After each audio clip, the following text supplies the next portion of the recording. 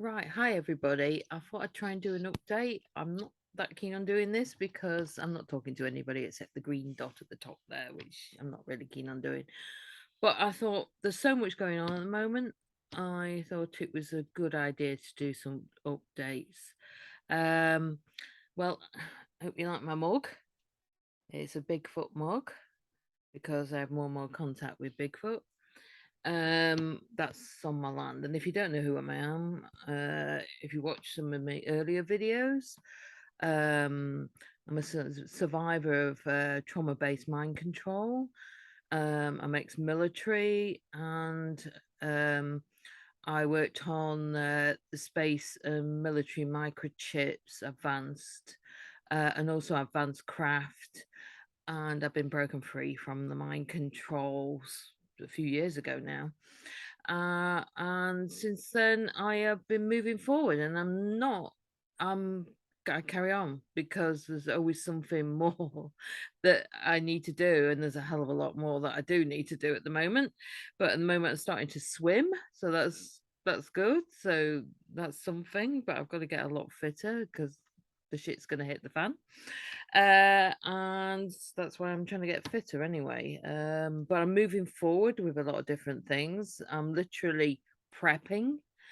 I've got sandbags in the back there because I had a bit of an issue with flooding on my Welsh land.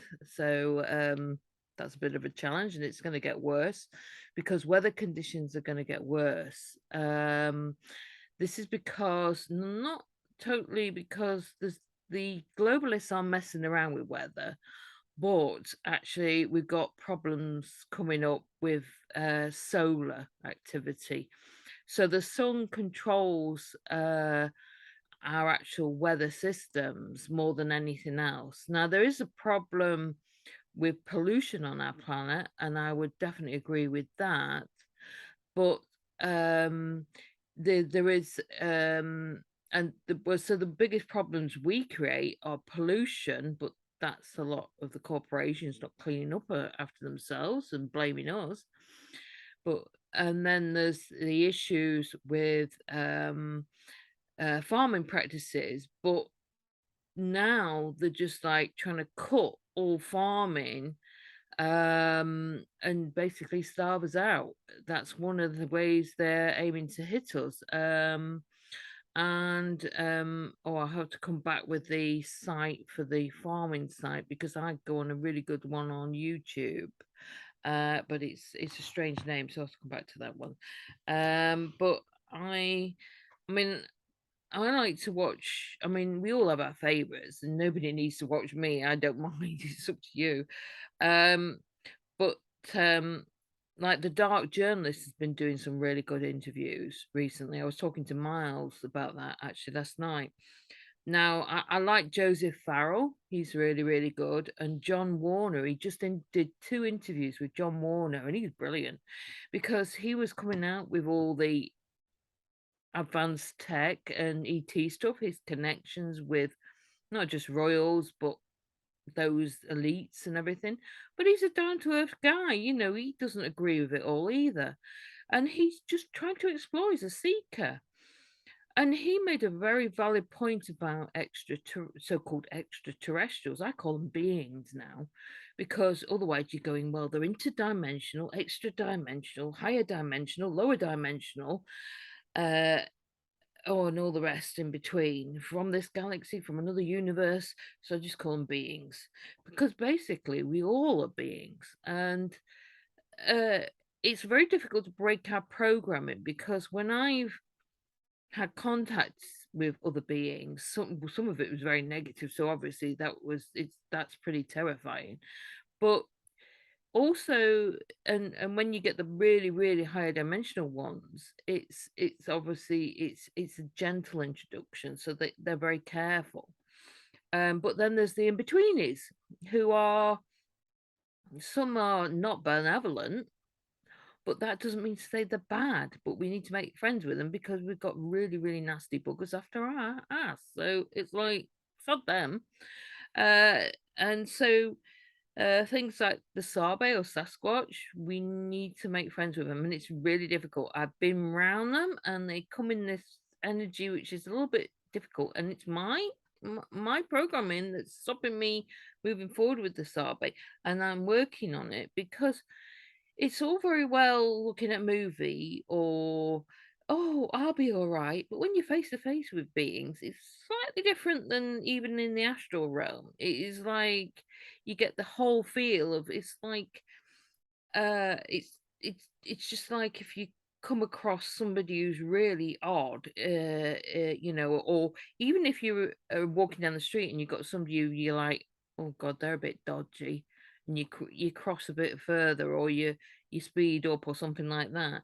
So you've got to get used to this. I mean, it's a bit like the arachnids. Now, I have explained on other videos how I got connected with them, and I thought that was a bit of divine sense of humor because the thing I was most frightened of in this world is spiders. So how the hell did it manage that I had connection and I had to try and get over my absolute terror of spiders to actually start interacting with arachnids that are a hell of a lot bigger than spiders. So we're talking, and I've seen them physically in the distance. I've had one come in my room in Canada that was 4 4.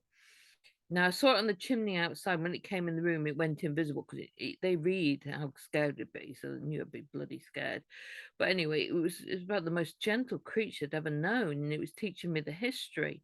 And I'm still a work in progress. I mean, like on my portal land, there I've seen one that was a lot bigger. It was about 15 foot, and that was on across the field. So it was like I was like, "Come on, Julie, don't be worried, don't be worried, don't be worried." And you're on your own, completely on your own at night in the dark on land, no contact with anybody because on my land there is zero internet, zero phone. There's nobody coming to your rescue. Not that they would anyway, but there's nobody. It's that feeling of being totally on your own. And then meeting these beings, it's really different than if you're with a buddy or crowd or you're in a group. You're kind of totally different then. I mean, naturally, as a human being, we're pretty scared of the dark anyway because we can't see in the dark. That's the worst thing, unless you've had enhancements because some can't see in the dark now. And But really, the focus now is partly on prepping because as maybe you've been following a lot of these different, well, everybody's been following it, haven't they? There's so many different things going on. It's not just the Ukraine issue, which is deep state basically against Russia, and China's kind of on their own there, but it's a kind of marriage of convenience, isn't it, between Russia and China? Uh, but a lot of it's remote influencing of these people. They think that you see when you meet the globalists, and I have met someone like when I went to the Spacecom, I was like remote viewing them a lot of the people there, and what you find is actually a lot of them are just doing their job. They're compartmentalized. That's all they know. A lot of them don't know about ETs. Some do, but again, some are remote influenced by extraterrestrials. Some are trapped in the system, like if they're in the military, take orders from above. If you don't, you're in deep poo if you don't take orders from above. Um, so they're very much trapped in the system. And then I kind of starting to. I don't do it as well when I'm not with the people, but I started to remote view some of these globalists, and some of them seem to be remote influenced by negative beings, but of course, there's a lot of selfishness there. All they kind of think about is the next pound or dollar, and that's kind of their world. How can we make more money? How can we exploit? And that's another thing I found at Spacecom, not this year, but last year. Though, what I took away from that was everything was about exploit. What can we exploit in space? The typical corporate numpty crap. I mean, not about collaborating or communicating or exploring. No, how can we exploit space? It's like, really? Come on, guys. It's like, no, we got to change this system. It's like piece of crap. Because if you think you're going to exploit outer space, bigger boys out there, they exploit us. So it ain't going to work. And not just that, there's even bigger ones than that. They're just bye bye, you're gone. So exploiting outer space is so stupid, it's unreal. But what you do is you want to make alliances with good beings and in betweenies that are nice that aren't going to eat you. Because let's face it, reptilians tend to eat humans. We are on the menu, and I have seen that firsthand. And not many people have survived seeing that firsthand, and I do not recommend it because I do not eat meat now because of that, which I've described before. But yeah, it is hotting up. The system's going to go. There's no two ways about it, and it's not going to be, oh, get the popcorn out. If you get the popcorn out, you're going to be dead. It people have got to start waking up to things are going to crash, which means you will not have food. You will not have what we are brought up to be. I'm not totally prepared. I keep thinking, oh God, what else can I do? What else can I do? And I can only do a bit of a time because I haven't got that much money. I'm not super wealthy and anything. So I keep thinking, what can I save up and get next? I'm very fortunate I have got some land. But even growing stuff, I've been practicing here in the back garden, and it ain't that easy to grow stuff, even though, every area you live in is a different microclimate. So what you think when you're growing organically, it's not necessarily growing that the way you hope it is. You have got a lot of insects still, despite them trying to get rid of everything. But also, we have got climate change. The climate change isn't from humans; it's from the sun, and we're going to get increased variable climates. So it's going to be, from what I understand from a very good YouTube, is Suspicious Observers. What they are saying is it's going to exaggerate your climate. So here, going to get more wet, and then we might get eventually it'll get very much colder. So I'm kind of planning on a varied amount of plants, like, and especially focusing on trees, because trees are more resilient. So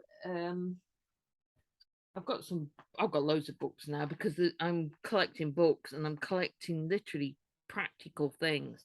So like this one, how to make a forest garden. Well, the thing is, if you make a forest garden, if you've got some big enough land, even if you've not got that much, you can still do a forest garden. But if you're in a city, get out of the cities. If you can get out of a city, please get out because they're not going to be safe places to be. And if you're not getting out of a city, you need to get friends around you because you need to coordinate with other people when things get tough. And it's not going to get tough yet. I'm not exactly sure when, but it will. But a forest garden, you see, it has layers. So you have your trees, like your fruit trees and everything else. You have trees for wood for burning. You can have willow for chopping up in little bits and burning that. And then you have under planting of fruit bushes and then herbs, and then you can have mushrooms, you can have perennials, you can have annuals in between this. But the beauty about this is, remember, even if you're living in the countryside and you think, oh, I'm okay, I'm in the countryside, I'm perfectly prepped, I've got a hideaway, everything else. Well, there's going to be people marauding around who are going to come and probably take everything of yours. So if you've got a forest woodland garden, then it's they're not going to start digging up the trees. They're not got the brains for that anyway. But and they're not going to be in the mentality for that. What they're going to be looking for is quick grab. They'll be looking for houses. They'll be looking for um easy crops, things like that. They'll be looking for farm buildings where they can get grain, or they can, can steal stuff from there. So farmers really need to get together too and really start defending their own, because it's going to be tough being farmers as well, because they're more obvious. The other thing is I mean, I haven't got everything sorted, but like survival stuff, working out how you're going to do some survival when the grid goes down. It's going to start getting a lot more difficult, as I think it was saying on oh god, one of the other channels, was it Nature's, no, anyway, um in one of the other channels they were saying that very likely, um the way China and all these conflicts are going on, they've got a shortage already. America's has just put a stop on microchips, which I used to work on, being processed in China. And they've said to the uh, Americans in China, um, right, you either come back, or you have to stay there and you have to give up your American citizenship. So consequently, the complete microchip system is now crashed. And that means that there's going to be shortages of a lot of different things. So if you need any electronic stuff, get it now. So think about your car or any other devices you might need. Um, get the chips now if you need them. But so many things have chips in them now. So if you have any uh, equipment that you really do need something, or maybe, and I was thinking about the solar systems and things, inverters and things, they all have chips in them. So if you're going to get a system like that, I'd get some of the electronic bits now, and the stopping production of solar panels, all the rest of it. So they're going to be short of those things too. Um, I'm I'm probably, I don't know if I'm going to go down that route. Communication wise, I mean, they sort about sat nav phones and all this lot. Well, sod that, I ain't gonna bother with that. It's too expensive anyway. But so I'm not gonna go down the road of that sort of communication. I've got uh, a radio, a ham radio, but it's not very good. It doesn't go very far, and I haven't finished my course for doing the ham radio. But in emergency, it wouldn't matter.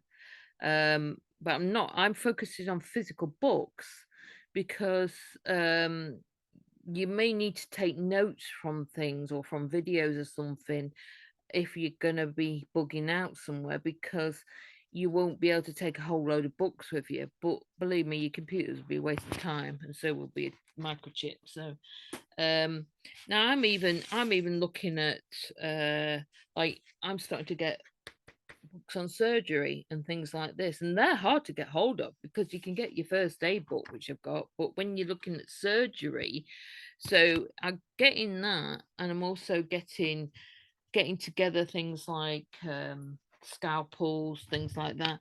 Now you think, well, why the hell are you doing that? Well, the thing is, I'm not just planning for me.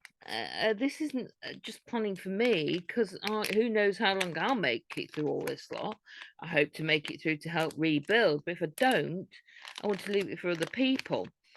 And so, to prep for like instances of broken arms, broken legs, compound fractures are really difficult. I'm looking into them, but also looking at, as I said, medical books, proper medical books.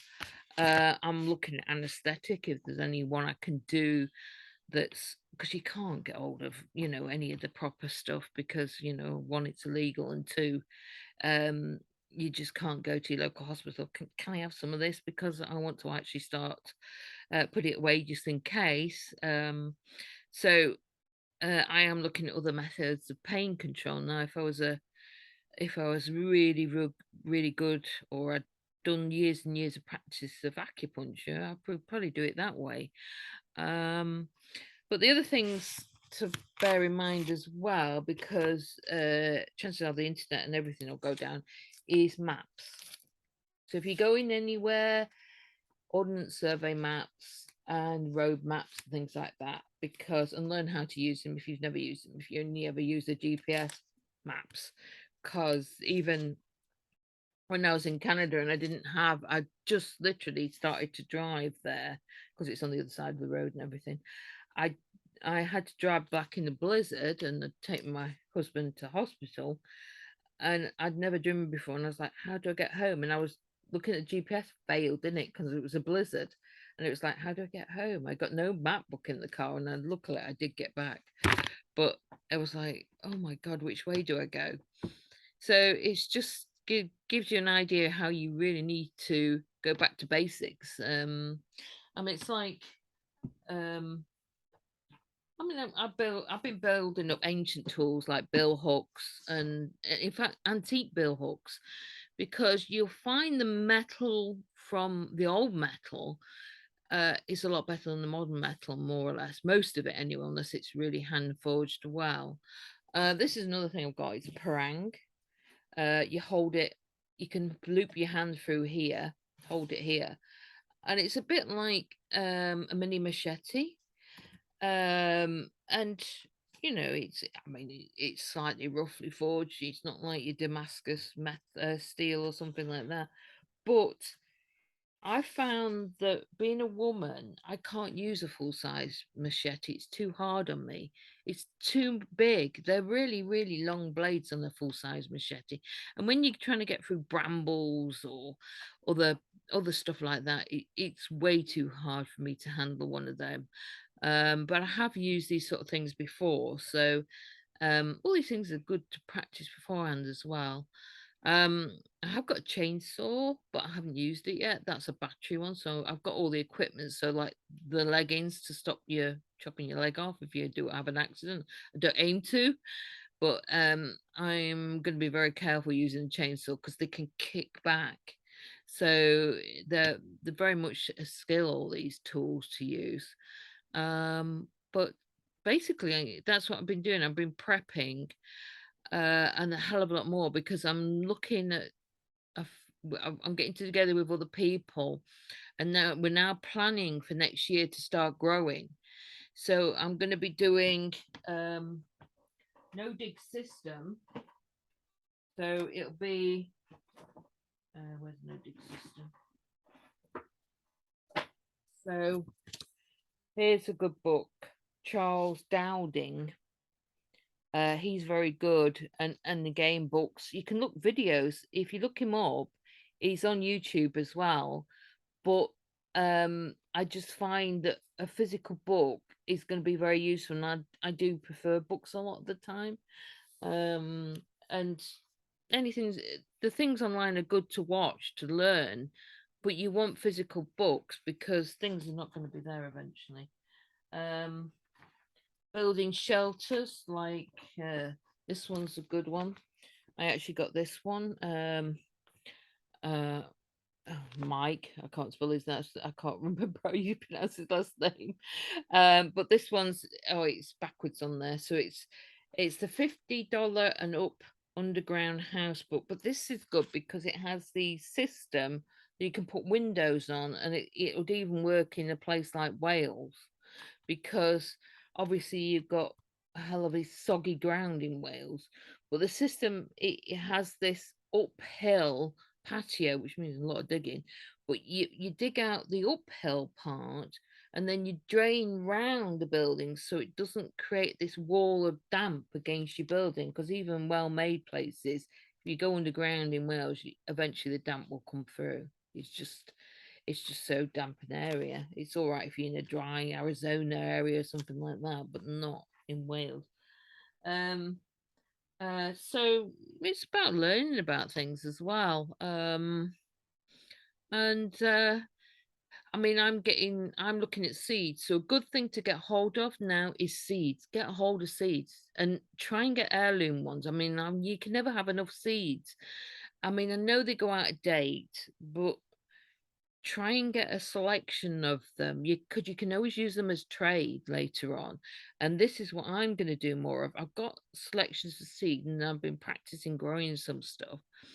I actually did succeed in growing some sweet corn here, and I'm like 10 minutes from the beach, which is like, I think that's a new one to grow around here. So near like the Blackpool coast is like, it's only because I've got trees in the way that sheltered it, or else they would never have survived. So your location as well, if you want to grow, it's like location, location, location. You've got to know your microsystem. The other thing is long term, which is on suspicious observers. And I've been noticing and observing this, and I've been getting information from other beings that the solar activity is going to increase, and then we're going to have increased bad weather and flooding. And I've nearly had that on my land. It flooded over the bridge. Luckily, didn't wash it away, but I've got to do stuff about that and raise it up. And that's the first time that's happened there, and it's going to get a lot worse than that. Now here in, well, in Fleetwood, it's bad because I'm 7 meters above sea level here, so it's not going to be. When the weather starts getting worse, it'll be all right. I've been told by guides to be out of here by 2025. Um, so that's what I'm going to be. I'm going to be out of here by 2025 and on my land. Uh, because I've been told there's going to be a solar flash there. It's not going to be the major pole shift, but it's going to be bad enough. It'll probably knock all the systems out if they're not already out before then. Um, and also it's probably going to flood here. So you can actually have a look at the maps on the government sites, topography maps and also flood risk maps. And if you look at flood risk maps for 2050, right, or future flood risk maps, they actually show you areas of different colours of risks of flooding. And also, the higher up, the better you are. But the only other problem with that is you're not going to be able to grow anything. So um, it's it's going to be that delicate balance of that in between height of land. I mean, even in Wales, I'm not up top of the hills there, and if you are, it's very, very difficult to grow anything up there. So even I'm looking at like mines in the area, mines that are high up, and even I might be able to bug out there if a major flood, if I'm still in the area when the pole shift occurs, because we're going to get major floods then. But it's going to be kind of listen to you guys. So it's about also exploring your intuition, because if you're not starting to connect now with your intuition, you really need to start doing that. I mean, the Farsight Institute actually does start do free lessons on YouTube for that, and that'll help you guide you to a level that now that's remote viewing, but it's still increasing your psychic capabilities. And once you're able to receive and learn from that, and you've got to discern what's the negative beings and positive beings. Now I can now discern that most of the time, but sometimes they try and sneak in, and I tend to get a left ear if the negative's trying to sneak in. But the right ear, when the higher dimensional comes in, it tends to be the right ear with me. It might not be with everybody. So you have to double check with yourself. And if you're not sure, if you have friends who are psychic, check with them. And also dowsing's a good idea as well. That's another method of checking up on if you're correct or not correct about something. So there's lots of things you can do. Now, some of the sites that I think are quite good, it's Natural News, I think it is, something like that. Anyway, the other one, but also the the Canadian Prepper is a little bit of a. He's okay. He goes a bit over the top sometimes, but he's pretty good and stuff. Um, and then the the Corporal's Corner on YouTube's pretty good. Now he teaches you practical things, bug out shelters and stuff like that. I mean, some of the things he does, there's no chance of me doing them because he's like a fit young guy, and it's like, oh my god. But it gives you ideas anyway, and if you're fit and young, brilliant. you're going to have an easier time with things if you practice. But if you're getting a bit older, you've got to adapt to that. Because you're not going to be able to build some of these shelters they say they build in a day. It ain't going to take you a day, that's for certain. It's going to take you a lot longer than that. Um, so those aspects as well. I'm trying to think, and this is just it's just a quick update. I mean, I've just got Miles just sent me. I actually did get it.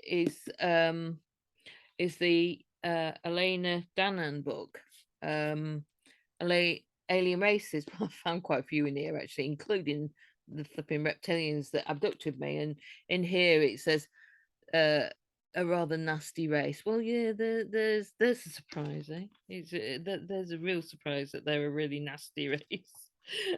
I'm just trying to think if I can find them right now. Because it really matches my drawing. I would have to compare it in my drawing. I might do that another time, but I'll see if I can quickly look it up. I mean, it's all right when the humanoid. Some of these are humanoid, which is not too bad actually. But it's when they're not humanoid, it can be really challenging. Yeah, this was the uh, type that abducted me, and this doesn't. Although, like my drawing looks similar, it does not do justice of how terrifying these little buggers are. Well, big buggers, because they were about 10, 12 feet high, and they move so fast. They're just, and they give us off this aura of like, well, which you're terrified actually. So they not ones you want to meet. Just like cross them on the off the list if you want to meet them buggers. Um, but there's quite a few others that I've found in there. She's got actually a whole load of them. I mean, she hasn't got the arachnids in here, but there's a lot of humanoid types in here. Um, which and the greys and all the rest, and all different types of ships and things. It's a really good book. But like the more unusual races, she hasn't really got in here. But you can't fit them all in, because I mean it's great that she's done this one. But like she hasn't got the arachnids in there, and she hasn't got the squiddy things in there, which I don't really know the names of these things, but I know them by communicating with them. And there's good and bad with those. There's some that are nasty, but they tend to be in a different darker dimension. Miles has seen some of them.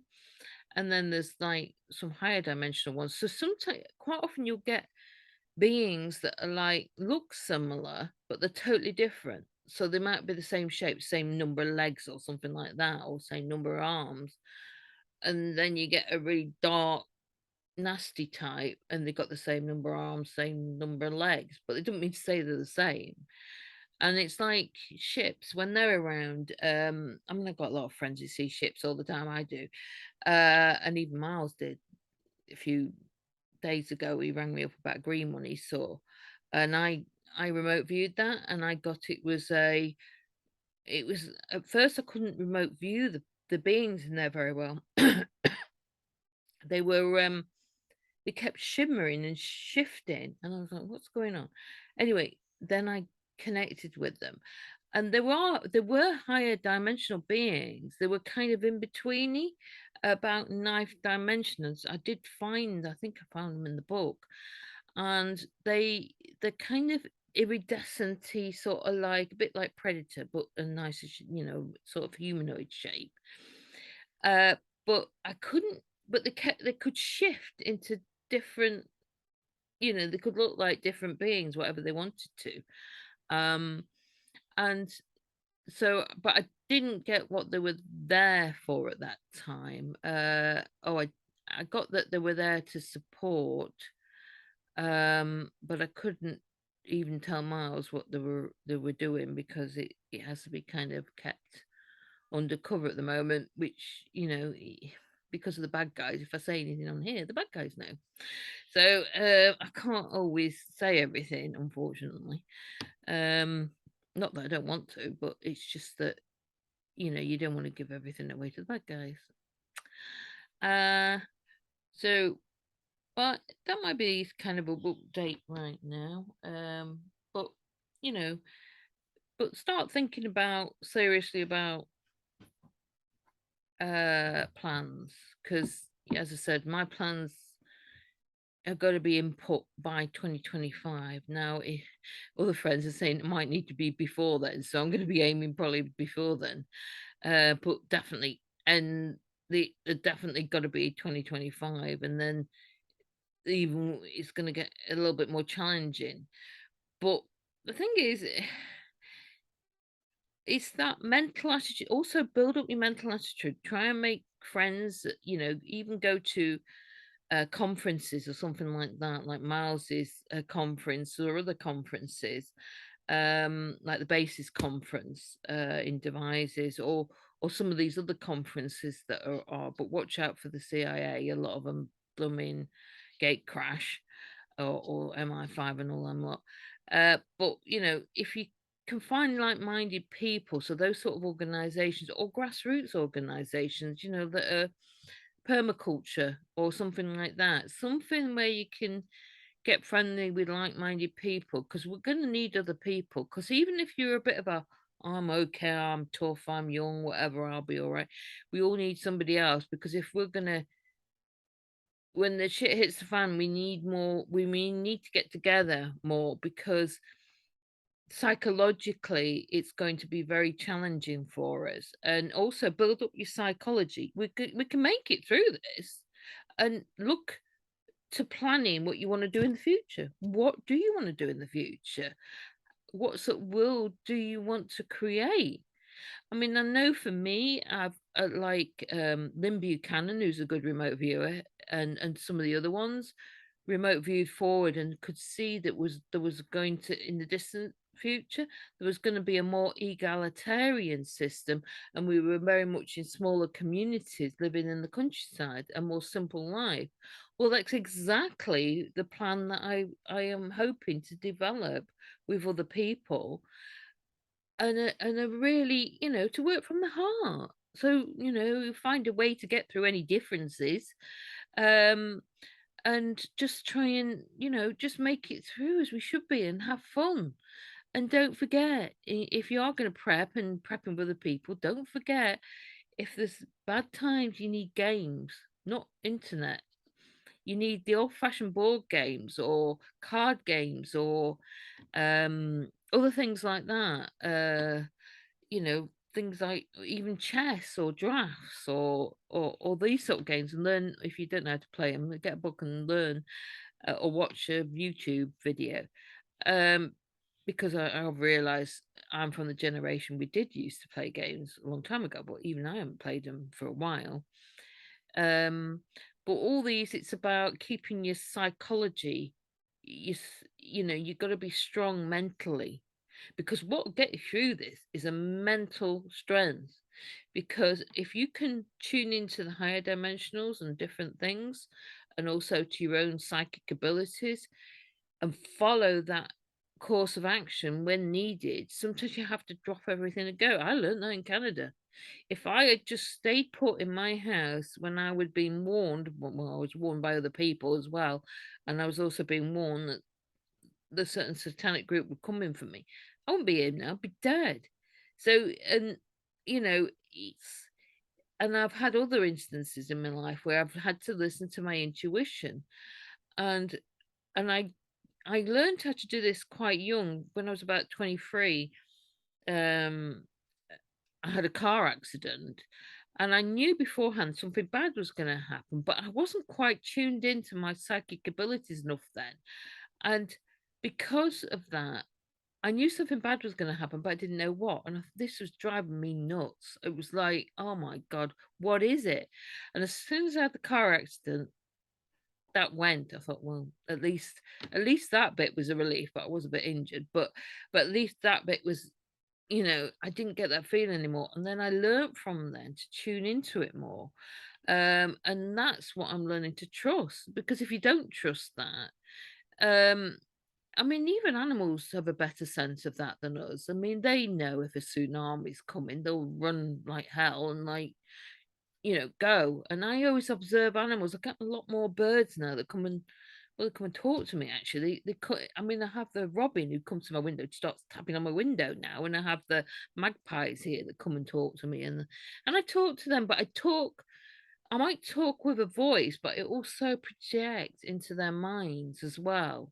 That's another aspect. I kind of project project my energy thought into the mind of the animal. Doesn't always work with my own dog, but apart from that, which she's awkward.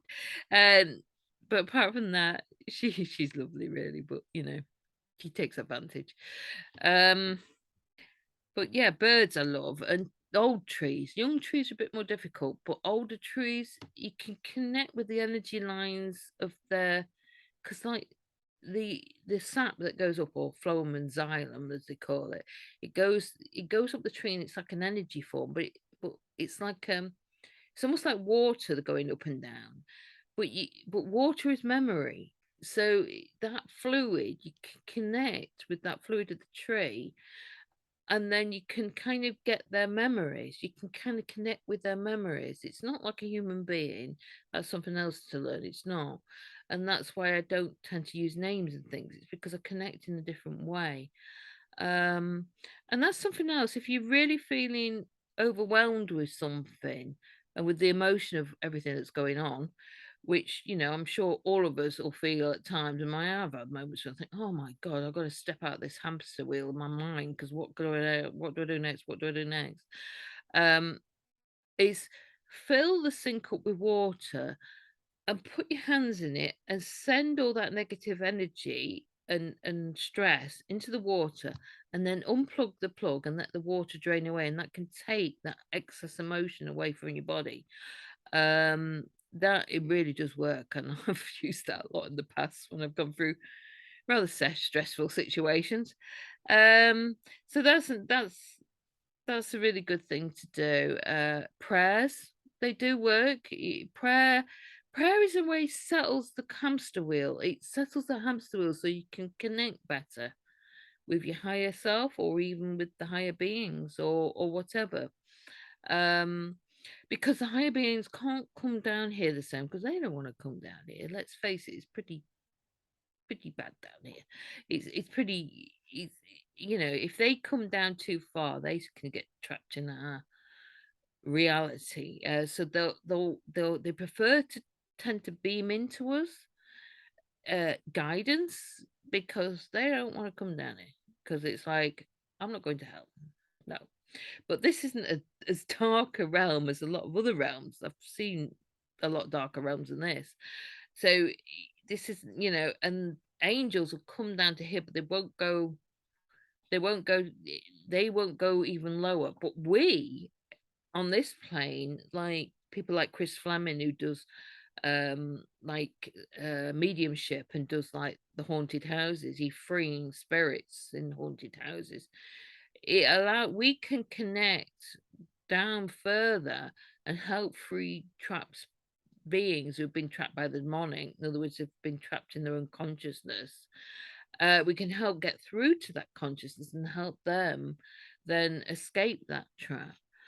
Earth is kind of trapped on a kind of spiritual mechanical level for the death traps here, but I do think the solar flare, the major solar flare that will happen with the sun and the earth, will free the earth, because the earth's trapped too.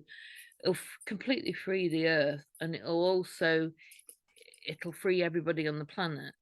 So then what will happen to some of the people, I don't know. I do see I will be on a ship at that point. I'll be on a Palladian ship. I had this vision before, and then when I went under Dolores Cannon quantum hypnosis, again I saw the same thing happen, that I will be on a Palladian ship when that occurs, and the flash goes around the earth, and the earth becomes beautiful and new again. It's like gorgeous. And then obviously we go back down again.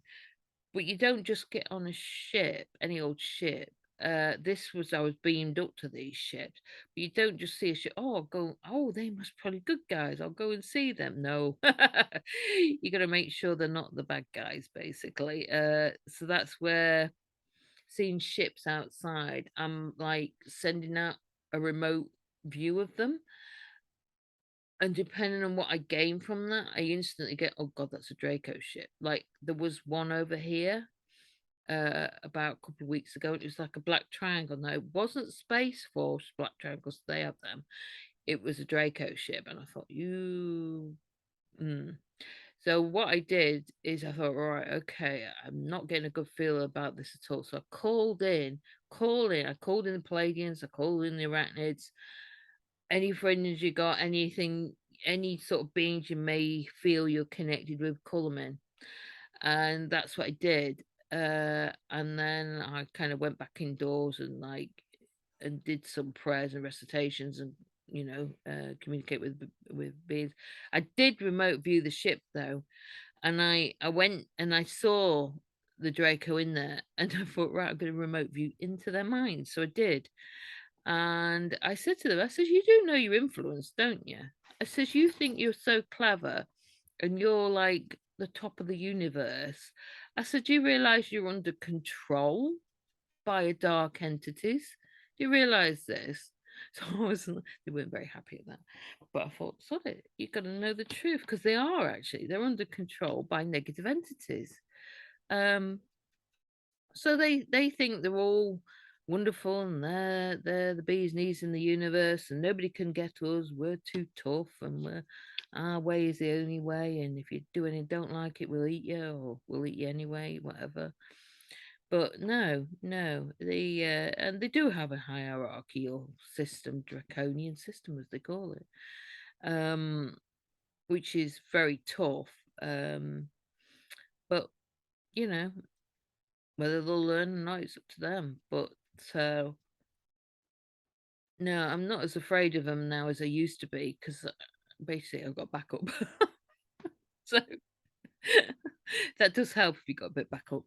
Because I don't want to see them face to face. They're not the nicest beings to be face to face, and it's really, really difficult to be face to face with some of these not so pleasant beings. And I need to learn that though. It's something I need to learn because some beings that we do need to get on with are not going to be angelic looking. They're going to be extremely difficult for human beings to stand there face to face with them. And well, as they found in Area 51, some of the soldiers there, they died just by seeing the aliens. Their heart gave way. So it's about learning to break this control that they're just other beings. We're not any better than us as long as we're armed or whatever if we need to be. But if they come peacefully, then we need to realize they're just other beings.